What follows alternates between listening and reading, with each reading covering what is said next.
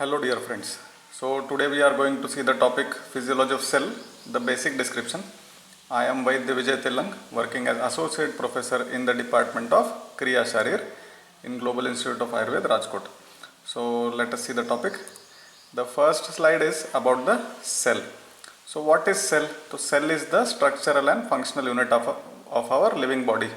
इसका मतलब क्या है कि सारे जो फंक्शंस है या स्ट्रक्चर है, जो भी हमारे बॉडी ऑर्गन्स के अंदर जो स्ट्रक्चर है, उनका जो भी फंक्शंस है, बेसिक उनके जो कर्म है, वो सारे इस सेल के वजह से पॉसिबल होते हैं.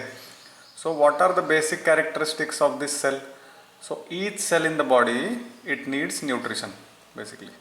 तो उसको नरिशमेंट चाहिए. जो भी सेल है उसको पोषण की ज़रूरत है. दूसरा है उसको ऑक्सीजन की ज़रूरत है. जिस प्रकार से हमको ज़रूरत है ऑक्सीजन की, उसी प्रकार से हमारे बॉडी के हर एक सेल को ऑक्सीजन की ज़रूरत है. तीसरा, it produces its own energy necessary for its growth, repair and other activities. फिर सारे एक्टिविटीज़ जो सेल में होते हैं उसके लिए ज़रूरी जो एनर्जी होता है वो खुद ही वो सेल बना लेता है. Fourth point is it eliminates carbon dioxide and other metabolic wastes. तो जो भी वेस्ट प्रोडक्ट्स है, मेटाबॉलिक वेस्ट होगा, कार्बन डाइऑक्साइड होगा, उसको वो बाहर निकाल देता है. Then it maintains the medium that is the environment for its survival. उसका जो माध्यम है, उसके अंदर जो फ्लूइड है, तो उसको वो मेंटेन रखता है. Responds to the entry of foreign bodies like bacteria और toxic substances into the body and takes appropriate action. अभी देखिए, ये बेसिक फंक्शन में ये थोड़ा सा अलग फंक्शन है. तो जो फॉरेन बॉडीज रहते हैं, जैसे बैक्टीरियाज है या टॉक्सिक मटेरियल है, जो उसको हार्मफुल होगा सेल को, उसको पहचान के उसके अगेंस्ट अप्रोप्रिएट रिस्पॉन्स भी डेवलप करता है. And lastly it reproduces by division, है ना. तो सेल डिवीजन के माध्यम से, जिसमें माइटोसिस है या मियोसिस है, उस प्रोसेस से सारे सेल्स हमारे बॉडी में डिवाइड होते हैं. There are some exceptions to this division. The exceptions are neuron. Okay, तो neuron cells they do not reproduce. All the other cells will reproduce. So let us see the structure of the cell. So the basic structure of cell consists of cell membrane, cytoplasm and nucleus. तो तीन घटक होते हैं cell में. एक होता है cell membrane, दूसरा होता है साइटोप्लाज्म और तीसरा है न्यूक्लियस. तो what is cell membrane? So cell membrane is the protective layer of the cell. तो रक्षण करने वाला जो बाहरी कवर है सेल का, उसको हम बोलते हैं सेल मेम्ब्रेन.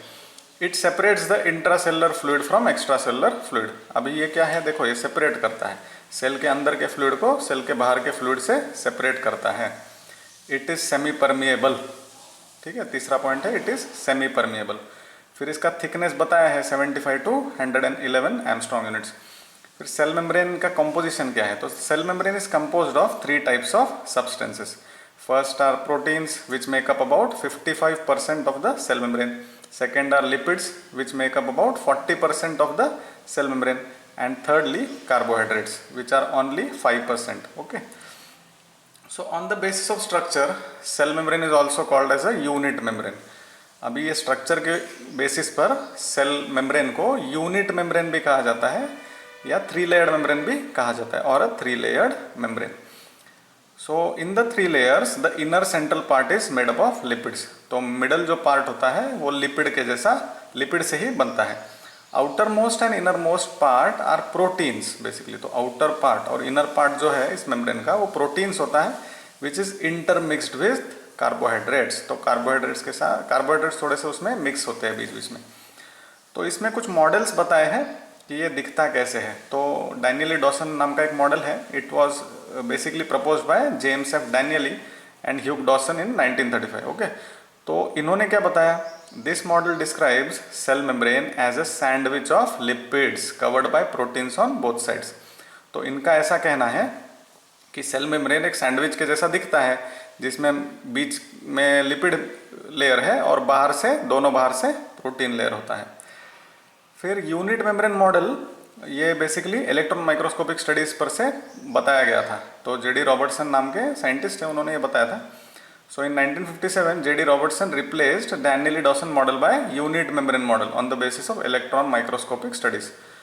फिर the third model is fluid mosaic model. In 1972 SJ. Singer and GL. Nicolson proposed the fluid mosaic model. तो 1972 में फिर से एक नया मॉडल प्रपोज किया गया। And according to them the membrane is a fluid with mosaic of proteins. Now what is a mosaic? Mosaic means pattern formed by arrangement of different colored pieces of stone, tile, glass और other such materials। तो generally हम देखते हैं tiles में अलग अलग प्रकार के डिज़ाइन होते हैं, कुछ कांच के टुकड़े होते हैं, है ना, या ग्लास के टुकड़े होते हैं, टाइल्स या पत्थर के छोटे छोटे टुकड़े टाइल्स में लगाए जाते हैं, तो वो वैसा डिज़ाइन पैटर्न दिखता है, तो उसको बोलते हैं मोजाइक। तो उनके हिसाब से मेम्ब्रेन भी, जो सेल मेम्ब्रेन है वो भी मोजाइक है। तो मोजाइक कैसा? प्रोटीन सब जगह है और प्रोटीन के अंदर कार्बोहाइड्रेट्स है और लिपिड्स है, तो उस प्रकार से मोजाइक जैसा दिखता है। तो ये तीन मॉडल्स बताए हैं मेम्ब्रेन के लिए। अभी हम देखेंगे the lipid layers of the cell membrane. Now will see the lipid layers of the cell membrane. So the central lipid layer is a bilayered structure. Now what does this mean? Bilayered means there are 2 layers of lipids. तो इसमें 2 layer के lipids होते हैं। This is form by thin film of lipids. एकदम पतली सी thin film होती है इसकी। It is fluid in nature. Okay, now this is a specific property. This layer is fluidy in nature and not a solid structure. तो देखो ये पानी जैसी है या द्रव पदार्थ के समान स्ट्रक्चर है, सॉलिड स्ट्रक्चर नहीं है। तो बेसिक लिपिड्स कौन से लिपिड्स है इसमें? तो major lipids are first phospholipids. So what are phospholipids? तो phospholipids are the lipid substances containing phosphorus and fatty acids. तो फॉस्फोलिपिड्स में फॉस्फोरस और फैटी एसिड्स ऐसा कॉम्बिनेशन होता है। उसके एग्जाम्पल्स यहाँ दिए हैं: amino phospholipids, sphingomyelins, phosphatidyl choline, phosphatidyl ethanolamine, phosphatidyl glycerol, phosphatidyl serine and phosphatidyl inositol. तो इतने अलग अलग प्रकार के फॉस्फोलिपिड्स रहते हैं लिपिड लेयर में। Each phospholipid molecule resembles the headed pin in shape. Now each and every phospholipid molecule resembles the headed pin in shape. यानी देखो टाचनी जो होती है, तो पिन जो होता है, पिन को एक हेड होता है और नीचे पॉइंटेड स्ट्रक्चर होता है, तो उसी प्रकार से ये भी दिखते हैं। The outer portion of phospholipid molecules is called the head portion. तो जो गोल पोर्शन होता है ऊपर का, उसको हेड पोर्शन बोलते हैं। And the inner portion is called the tail portion. The head portion is polar end. Polar end मतलब दोनों साइड्स में लगे रहेंगे। And it is soluble in water.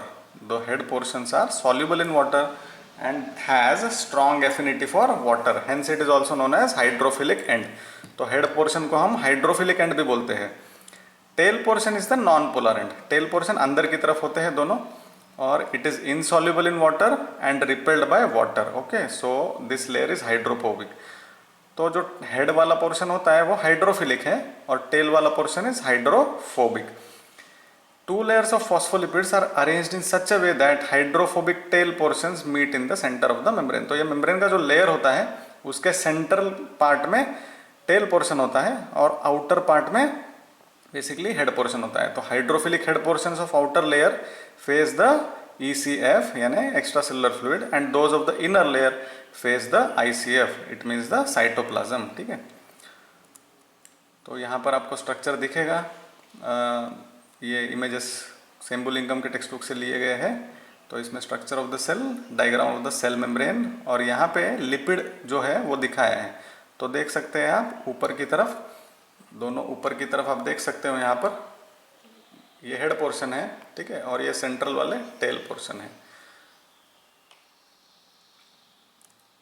Next cholesterol. Cholesterol is another component of the lipid layer. तो cholesterol molecules are arranged in between the phospholipid molecules. देखो cholesterol molecules phospholipid molecules के बीच में रहते हैं। Cholesterol helps to pack the phospholipids in the membrane. Cholesterol का काम क्या है? वो पैकिंग के लिए, किसके पैकिंग के लिए? फॉस्फोलिपिड मॉलिक्यूल्स के पैकिंग के लिए काम में आते हैं। So cholesterol is responsible for the structural integrity of lipid layer of the cell membrane. तो लिपिड लेयर जो है वो अपना स्ट्रक्चर चेंज न कर सके, इसलिए यहाँ पर कोलेस्ट्रॉल का रोल हमको देखने मिलता है। Okay, so here we can see the cholesterol molecules are interspersed between the phospholipid molecules। okay, now what are the functions of lipid layer in cell membrane? So the lipid layer of cell membrane is a semi permeable membrane। So lipid layer C, it is a semi-permeable membrane, means it will allow some portions of molecules to enter the cell membrane, and it will also allow some molecules to get outside the cell membrane, but it will not allow each and every molecule to come inside or go outside. It is only semi-permeable. So it allows only fat soluble substances to pass through it. तो देखो specificity है यहाँ पर, तो केवल fat में soluble जो substances है उन्हीं को वो पास होने देता है. So the fat soluble substances like oxygen, carbon dioxide and alcohol can pass through this lipid layer. तो इस लिपिड लेयर में से ऑक्सीजन है, कार्बन डाइऑक्साइड है, अल्कोहल है, ये बेसिकली फैट सॉल्युबल सब्सटेंसेस है, तो ये इजीली पास हो सकते हैं. The water soluble substances such as glucose, urea and electrolytes can not pass through this layer. देखो तो ग्लूकोज है, यूरिया है, इलेक्ट्रोलाइट्स है, ये वाटर सॉल्युबल है. These particles can't, these molecules can't move through the cell membrane or the lipid layer of the cell membrane. Now secondly, the protein layers of the cell membrane. Previously we saw lipid layer, now we are going to see the protein layer. So the protein substances present in these layers are mostly glycoproteins. तो proteins कौन से होते हैं?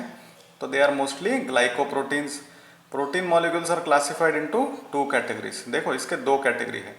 पहला है integral proteins, ठीक है, और दूसरा है peripheral proteins. So what are integral proteins?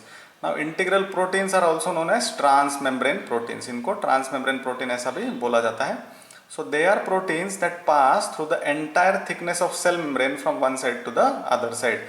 देखो नाम से ही हमें पता चलता है ट्रांस मेम्ब्रेन, मतलब पूरे मेम्ब्रेन को ट्रैवल करने वाले ऐसे प्रोटीन्स हैं, यानी बाहर से लेके अंदर तक आ जाते हैं. So these proteins are tightly bound with the cell membrane. ये tightly bound है सेल मेम्ब्रेन के साथ. It means they are not easy to separate, है ना, तो सेपरेट नहीं होंगे. तो इसके एग्जाम्पल कौन से हैं? तो सेल एडिशन प्रोटीन्स जो हेल्प करते हैं एक सेल को दूसरे सेल के साथ जुड़ने के लिए, cell junction proteins, okay. Then some carrier proteins which help in carrying some molecules through the cell membrane. Then channel proteins, ठीक है. Channel means it is like a tunnel के जैसा होता है जिसमें से कुछ मॉलिक्यूल्स अंदर से बाहर जा सकते हैं या बाहर से अंदर आ सकते हैं. देन सम हार्मोन रिसेप्टर्स, कुछ हार्मोन रिसेप्टर्स भी इंटीग्रल प्रोटीन्स होते हैं. एंटीजेंस आर इंटीग्रल प्रोटीन्स, है ना. एंटीजन से पहचान होती है कि कौन सा सेल कौन सा है. And some enzymes, they are examples of integral proteins. Now what are peripheral proteins? So peripheral proteins are loosely bound with integral proteins और lipid layer of cell membrane. तो पेरिफेरल प्रोटीन्स एक तो integral proteins के साथ जुड़े होते हैं या लिपिड लेयर के साथ जुड़े होते हैं, and they are loosely bound, okay. तो लूज है. So these protein molecules dissociate readily from the cell membrane. देखो ये इजीली डिसोसिएट हो सकते हैं, जहाँ पर अटैच्ड है वहाँ से वो निकल भी सकते हैं. इनके बेस्ट एग्जाम्पल्स है प्रोटीन्स ऑफ साइटोस्केलेटन. तो साइटोस्केलेटन के जो प्रोटीन्स हैं वो होते हैं. फिर सम कैरियर प्रोटीन्स, कुछ ट्रांसपोर्ट प्रोटीन्स जो एक जगह से दूसरे जगह खुद जाते हैं मॉलिक्यूल को लेकर, और कुछ एंजाइम्स हैं, they are basically peripheral proteins. Now what are the function of proteins in the cell membrane? So देखो proteins का function क्या है? तो integral proteins provide structural integrity of the cell membrane. Integral protein क्या करते हैं? Structure को stability देते हैं, सेल मेम्ब्रेन को स्टेबिलिटी देते हैं. चैनल प्रोटीन्स क्या करते हैं? Channel proteins help in the diffusion of water soluble substances like glucose and electrolytes. Channel proteins diffusion में हेल्प करते हैं, ठीक है. वाटर सॉल्युबल सब्सटेंसेस जो है उनको पास करने में हेल्प करते हैं. नाउ कैरियर और transport proteins help in the transport of substances across the cell membrane by means of active और पैसिव ट्रांसपोर्ट. अभी देखो कैरियर प्रोटीन्स क्या करते हैं? सब्सटेंसेस को ट्रांसपोर्ट करते हैं, आइदर बाय पैसिव ट्रांसपोर्ट और एक्टिव, यानी एनर्जी कभी लगता है कभी एनर्जी नहीं लगता है. फिर pump, some carrier proteins act as pumps. देखो pumps are basically active transport, है ना. तो जहाँ पर एक्टिव एनर्जी ज़रूरी है वहाँ पर पंप्स काम करते हैं. And by these ions are transported actively across the cell membrane. तो आयन का जो ट्रांसफर होता है, जैसे सोडियम आयन से, क्लोरीन आयन से, है ना, पोटेशियम आयन से, तो इन आयन्स को जब ट्रांसफर करना है तो इनको पंप से ट्रांसफर किया जाता है, और इनको ट्रांसपोर्ट करने के लिए बेसिकली एनर्जी लगता है. फिर receptor proteins serve as receptor sites for hormones and neurotransmitter. Receptor proteins जो होते हैं वो क्या हेल्प करते हैं? हार्मोन्स उसको आके बाइंड करते हैं और उनके ऊपर अपना फंक्शन कराते हैं. कुछ न्यूरोट्रांसमीटर्स हैं ना, जैसे एसिटिल कोलिन, ये पहचान लेते हैं उस सेल के ऊपर कि इस सेल के साथ सेल का ये काम करना ज़रूरी है, ठीक है ना. फिर enzymes, some of the protein molecules form the enzymes and control chemical reactions within the cell membrane. तो कुछ मेटाबॉलिक रिएक्शंस के लिए जो ज़रूरी एंजाइम्स होते हैं सेल के अंदर, तो वो भी इन प्रोटीन से ही बनते हैं। फिर antigens, some proteins act as antigens and induce the process of antibody formation. तो एंटीबॉडीज बनाना है तो एंटीजन की ज़रूरत होती है, तो एंटीजेंस भी प्रोटीन मॉलिक्यूल्स होते हैं। और सेल एडिशन मॉलिक्यूल्स और integral proteins are responsible for attachment of cells to the neighbours और टू बेसल लैमिना। तो एक तो बेसल मेम्ब्रेन को अटैच होने के लिए भी हेल्प होता है, या साइड में जो उनके सेल्स हैं, एडजेसेंट सेल्स हैं, उनके साथ अटैच होने में भी हेल्प होता है। तो इतने बेसिक फंक्शंस है प्रोटीन्स के। अभी carbohydrates of the cell membrane, ठीक है ना। तो थर्ड जो मॉलिक्यूल है वो कार्बोहाइड्रेट्स। तो कार्बोहाइड्रेट्स क्या है, तो some of the carbohydrate molecules present in cell membrane are attached to proteins and form glycoproteins, ठीक है।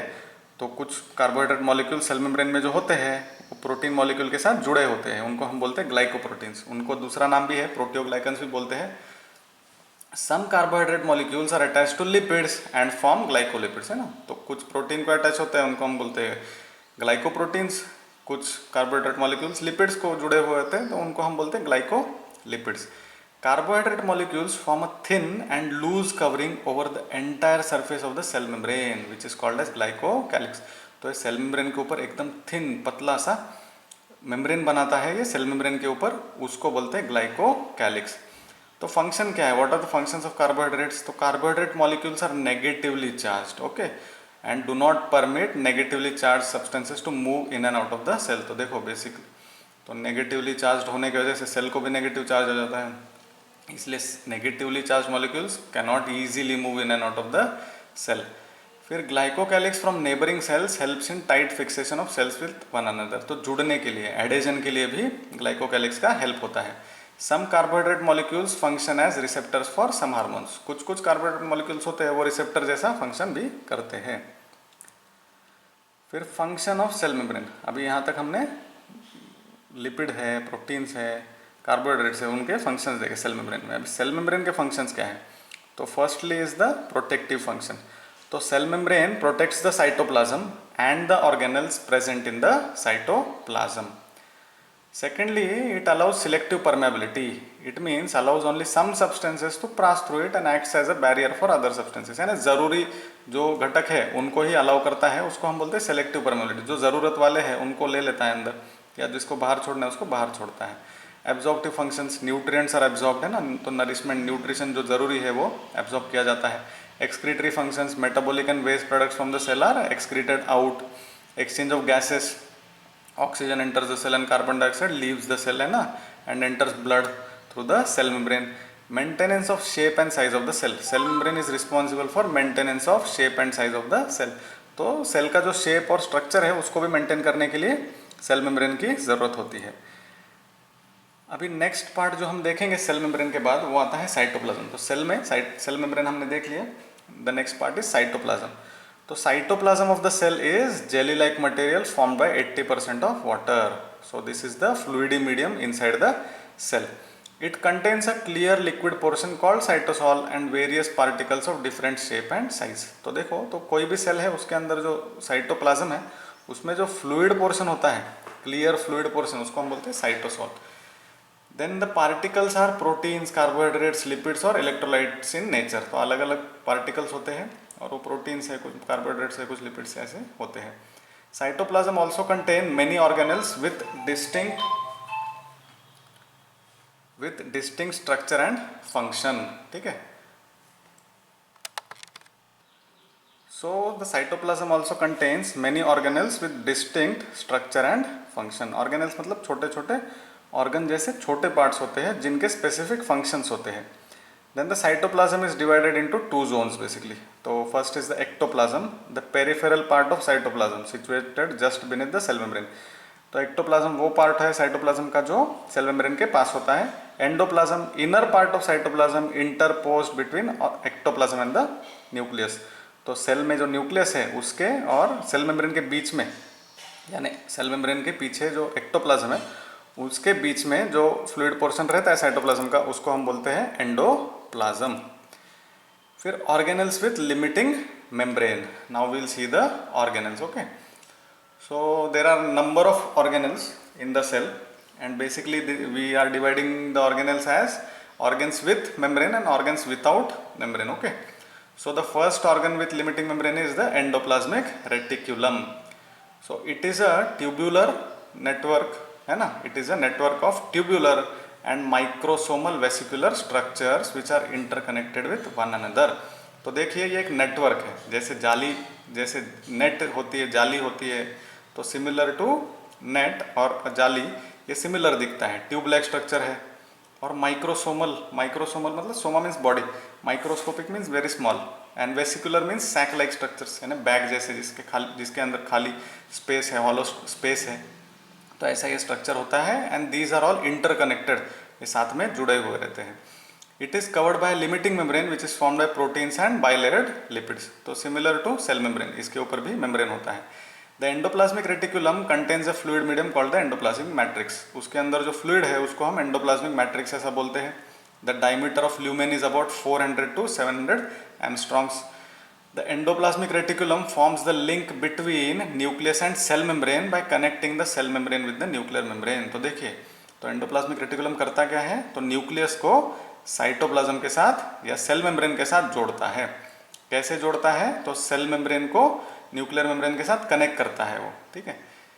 फिर there are two types of endoplasmic reticulum. One is the rough endoplasmic reticulum और the second is the smooth endoplasmic reticulum. So now what is rough endoplasmic reticulum? The endoplasmic reticulum with rough, bumpy or bead-like appearance, यानी जिसके ऊपर rough structures या छोटे छोटे दानेदार structure दिखता है, उसको हम बोलते हैं rough endoplasmic reticulum. Rough appearance is due to the attachment of granular ribosomes. तो ग्रैन्युलर राइबोसोम्स अटैच होते हैं, ग्रैन्युलर होते हैं, ग्रेन्स के जैसे दिखते हैं छोटे छोटे, और उसके वजह से रफ दिखता है. Rough endoplasmic reticulum is vesicular और ट्यूबुलर. तो देखो ये वेसिकुलर और ट्यूबुलर स्ट्रक्चर है. फंक्शंस क्या है रफ एंडोप्लाज्मिक रेटिकुलम के? So the first function is synthesis of proteins. It is involve with the synthesis of mainly those proteins which are secreted from the cells such as insulin from beta cells of islets of Langerhans and antibodies from B lymphocytes. तो basically ये proteins बनाते हैं. Then degradation of worn out organelles. When the organelles become degraded, okay, then the endoplasmic reticulum forms a vacuole around the organelles. It is known as autophagosome. उसको हम बोलते हैं autophagosome. इस autophagosome is digested by lysosomal enzymes. ठीक है, तो autophagosome को lysosomal enzymes digest कर लेते हैं और उसका degradation हो जाता है. कोई भी organelle खराब हो तो उसमें ये rough endoplasmic reticulum help करता है. फिर smooth endoplasmic reticulum. The endoplasmic reticulum with smooth appearance, it has no grainy appearance. It is formed by interconnected tubules. ठीक है. It is also called as tubular endoplasmic reticulum. अभी what are the functions of smooth endoplasmic reticulum? तो as we saw, rough endoplasmic reticulum helps in formation of proteins. This helps in synthesis of non-protein substances. तो non-protein substances like cholesterol and steroids are produced by smooth endoplasmic reticulum. This type of endoplasmic reticulum is abundant in cells that are involved in the synthesis of lipids, phospholipids, lipoprotein substances, steroid hormones. तो जहाँ जहाँ पर भी lipids बनाने हैं, phospholipids बनाने हैं, lipoprotein molecules बनाने हैं, स्टेरॉयडल हार्मोन्स बनाने हैं, ऐसे सेल्स में स्मूथ एंडोप्लाज्मिक रेटिकुलम ज़्यादा प्रमाण में होता है. It has also role in cellular metabolism. तो सेल में जो डाइजेशन के प्रोसेसेस है या एनर्जी फॉर्मेशन के प्रोसेस है, ब्रेकडाउन के प्रोसेस है, तो वहाँ पर भी ये काम करता है. It contains many enzymes which are involve in various metabolic processes of the cell. It contains many enzymes which are involve in various metabolic process of the cell. Then third important function is storage and metabolism of calcium. So देखो, in skeletal muscle fibers it releases calcium which is necessary to trigger the muscle contraction. So what does this mean? तो smooth endoplasmic is major site of storage and metabolism of calcium. तो calcium सबसे ज़्यादा smooth endoplasmic reticulum में ही होता है. Then catabolism and detoxification. Smooth endoplasmic reticulum is also concerned with catabolism and detoxification of toxic substances like some drugs and carcinogens in the liver. तो कुछ drugs है, carcinogens है, उनके डिटॉक्सिफिकेशन में भी ये हेल्प करता है. इसलिए लीवर जैसे ऑर्गन में बेसिकली स्मूथ एंडोप्लाज्मिक रेटिकुलम होता है, लीवर के सेल्स में. Then Golgi apparatus. Golgi apparatus is involve in the processing of proteins. तो प्रोसेसिंग ऑफ प्रोटीन्स के लिए ये ज़रूरी है. It is present in all the cells except RBCs. RBCs में होता नहीं है, रेड ब्लड सेल्स में गोल्गी बॉडीज होते नहीं हैं. Each cell generally has one Golgi apparatus. Some cells में have more than one. Okay. So each Golgi apparatus consists of 5 to 8 flattened membranous sacs, and these sacs are called the cisternae. Golgi apparatus is situated near the nucleus. Nucleus के नज़दीक होता है. It has two ends or faces, namely cis face and trans face. The cis face is positioned near the endoplasmic reticulum,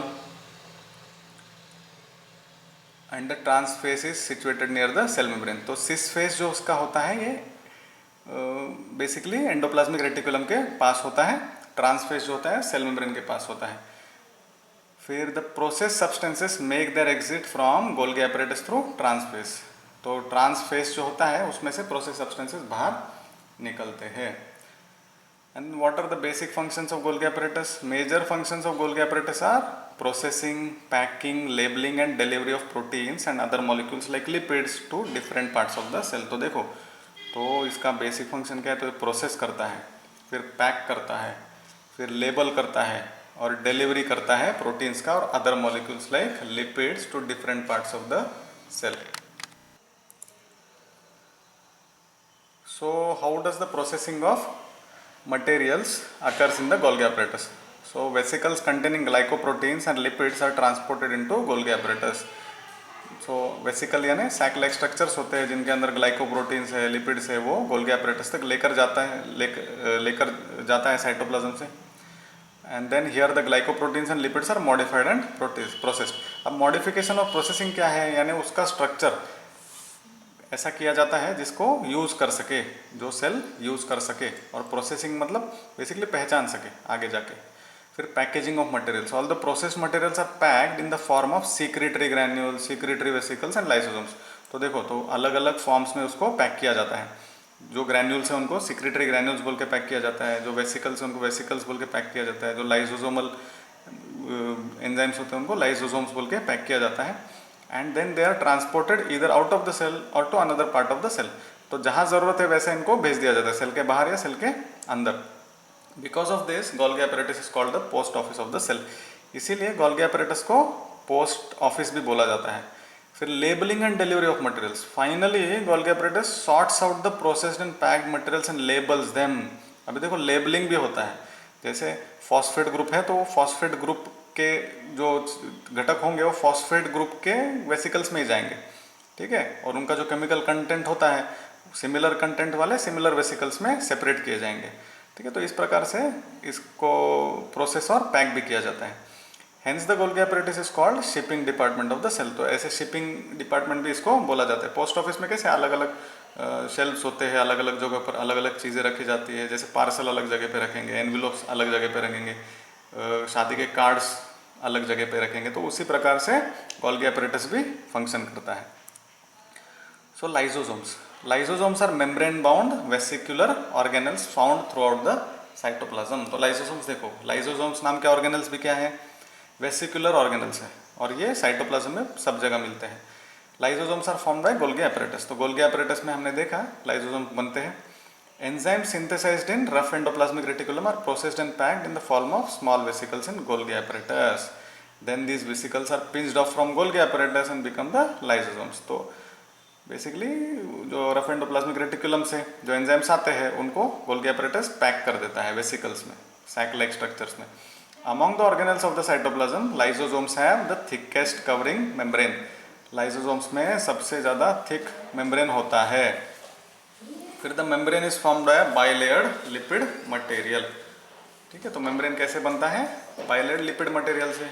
और उसमें बहुत सारे granules होते हैं. It has many small granules which contain hydrolytic enzymes.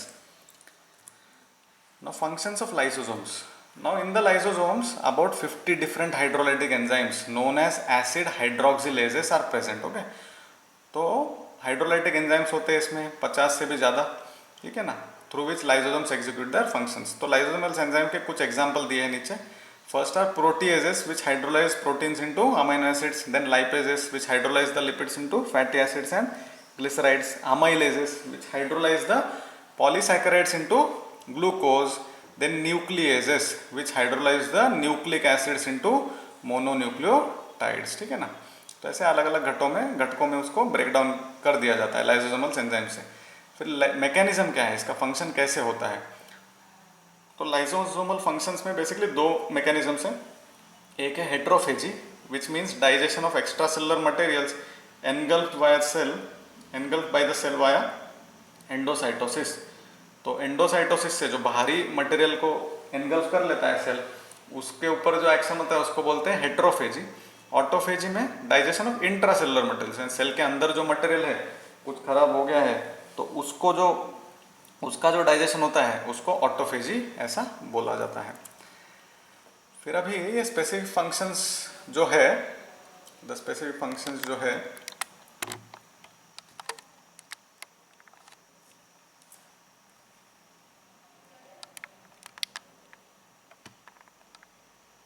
तो specific functions में हम देखेंगे लाइसोसोम्स के। तो डिग्रेडेशन ऑफ मैक्रो मॉलिक्यूल्स, तो देखो तो माइक्रो मॉलिक्यूल्स मतलब the molecules which are larger in size, they are engulfed by the cell by means of endocytosis. तो एंडोसाइटोसिस से माइक्रो मॉलिक्यूल्स एनगल्फ किए जाते हैं। Micro molecules such as bacteria engulfed by the cell via phagocytosis are called phagosomes. तो अंदर जो लिया जाता है बैक्टीरिया जिसको एनगल्फ कर देते हैं, एनगल्फ करने के बाद उसको बोला जाता है फैगोसोम और vacuole. Other macromolecules taken inside by pinocytosis और receptor mediated endocytosis are called endosomes. तो बैक्टीरिया छोड़ के बाकी के जो मॉलिक्यूल्स अंदर लिए जाते हैं उनको हम बोलते हैं endosomes. So primary lysosome fuses with the phagosome और एंडोसोम। तो यहाँ पर प्राइमरी लाइसोसोम जो है वो जाके इनके साथ फ्यूज हो जाता है फैगोसोम और एंडोसोम के साथ to form the secondary lysosome. The pH in secondary lysosome becomes acidic and lysosomal enzymes are activated। अभी secondary lysosome क्या करता है, वो अपना pH चेंज कर देता है, एसिडिक बना देता है, जिससे lysosomal enzymes एक्टिवेट हो जाते हैं। Then the bacteria and other macromolecules are digested and degraded by these enzymes। तो इससे होता क्या है, जो मॉलिक्यूल्स है बैक्टीरिया है अंदर आ गए हैं उनको डाइजेस्ट कर देता है ये enzymes. Secondary lysosome removes waste by exocytosis. तो एक्सोसाइटोसिस से बाकी जो वेस्ट प्रोडक्ट बनता है उसको बाहर निकाल दिया जाता है। अभी सेकेंड फंक्शन जो है degradation of worn out organelles. Worn out organelles मतलब जो खराब हो गया ऑर्गेनेल्स है सेल के अंदर। तो one primary lysosome fuses with one autophagosome to form the secondary lysosome. Enzymes in secondary lysosomes are activated. Now this enzymes digest the content of the autophagosome. Similar to macromolecules वाला जो हमने देखा उससे similar ही है, बस जो phagosome बनता है उसको हम ऑटोफेगोसोम ऐसा बोलते हैं क्योंकि सेल के अंदर वाला ऑर्गेनल है। फिर removal of excess secretory products in the cell. Excess secretory products जो हो जाते हैं उसको लाइसोसोम डाइजेस्ट कर देता है, ठीक है। फिर सिक्रेटरी फंक्शन देखो, कुछ सेल्स में लाइसोसोम सिक्रेटरी फंक्शन भी करते हैं। Recently lysosomes having secretory function called secretory lysosomes are found in some of the cells, particularly in the cells of immune system. The conventional lysosomes are modified into secretory lysosomes by combining with secretory granules which contain the particular secretory product of the cell। ठीक है, तो कुछ sales है उसमें secretory lysosomes भी मिले हैं, यानी ये lysosomes कुछ मॉलिक्यूल्स को सीक्रेट करते हैं जिनके स्पेसिफिक फंक्शंस होते हैं। For example lysosomes in the cytotoxic T lymphocytes. तो टी लिम्फोसाइट्स में जो साइटोटॉक्सिक सेल्स है उसके अंदर लाइसोसोम्स होते हैं, और नेचुरल किलर सेल्स के अंदर कुछ लाइसोसोमल सिक्रीशंस होते हैं जिनमें दो सिक्रीशंस है, they secrete perforin and granzymes. तो दो सिक्रीशंस है lysosomal, perforin and granzymes, which destroy both viral infected cells and tumour cells. Secretory lysosomes of melanocytes secrete melanin. Secretory lysosomes of mast cells secrete serotonin, which is a vasoconstrictor substance and inflammatory mediator। तो ऐसे T lymphocytes और natural killer cells है उसमें से perforin और ग्रेनिजाइम नाम के lysosomal secretions निकलते हैं। मेलानोसाइट्स में से मेलानिन निकलता है, मास्ट सेल से सेरोटोनिन निकलता है, ठीक है। तो ऐसे अलग अलग प्रकार के सिक्रेशंस भी करते हैं लाइसोसोम्स। फिर the next organelle is peroxisomes. Peroxisomes और microbodies are the membrane limited vesicles like the lysosomes। Unlike lysosomes, peroxisomes are pinched off from endoplasmic reticulum। देखो ये एंडोप्लाज्मिक रेटिकुलम से बनते हैं, गोल्गी बॉडी से बनते नहीं हैं। Peroxisomes contain oxidative enzymes such as catalase, urate oxidase and diaminosid oxidase. तो इनमें ऑक्सीडेटिव एंजाइम्स होते हैं. लाइसोसोम्स में हमने देखा था हाइड्रोलाइटिक एंजाइम्स होते हैं. तो फंक्शंस ऑफ पेरोक्सिसोम्स क्या है? तो major function is break down the fatty acids by means of process called beta oxidation. तो बीटा ऑक्सीडेशन प्रोसेस से, बीटा ऑक्सीडेशन नाम का जो प्रोसेस है उससे हाइड्रोजन पेरोक्साइड जैसे सब्सटेंसेस है जो शरीर के लिए घातक है उनका डिटॉक्सिफिकेशन होता है. A large number of peroxisomes are present in the cells of liver for this function. तो इस फंक्शन के लिए बहुत सारे पेरोक्सिसोम्स लीवर में होते हैं. Then they form the major set of oxygen utilization in the cells. Oxygen utilize इनसे ही होता है सेल में सबसे ज़्यादा. Accelerate gluconeogenesis from fats. Fat से ग्लूकोज बनने की प्रोसेस में भी ये काम करते हैं. Degrade purine to puric acid. Purines को यूरिक एसिड में कन्वर्ट कर देते हैं. Participate in the formation of myelin. Myelin नाम का घटक होता है जो जनरली न्यूरॉन्स में हमको देखने मिलता है. तो उसमें भी इसका फंक्शन है. Then plays a role in formation of bile acids. Bile acids को बनाने में भी इसका रोल है पेरोक्सिसोम्स का. फिर सेंट्रोसोम एंड सेंट्रियोल्स. तो centrosome is situated close to the nucleus. It has 2 cylindrical structures known as centrioles. तो सेंट्रोसोम नाम का एक ऑर्गेनल है जो न्यूक्लियस के पास होता है और इसके अंदर 2 सिलिंड्रिकल स्ट्रक्चर्स होते हैं जिनको हम बोलते हैं सेंट्रियोल्स. तो centrioles are made up of proteins. Protein से बनते हैं. And centrioles are responsible for movement of chromosomes during cell division. तो सेल डिवीजन के बाद क्रोमोसोम्स के मूवमेंट के लिए ये हेल्प करते हैं. Next are secretory vesicles. Secretory vesicles contain the secretory substances. These vesicles are formed in the endoplasmic reticulum. They are processed and packed in Golgi apparatus. Secretory vesicles are present throughout the cytoplasm. Whenever necessary, these vesicles are ruptured and secretory substances are released into the cytoplasm. तो secretory vesicles basically secretions का function करते हैं. So हम यहाँ तक cell का physiology देखेंगे. इसका नेक्स्ट पार्ट हम नेक्स्ट वीडियो में देखेंगे. Okay, thank you.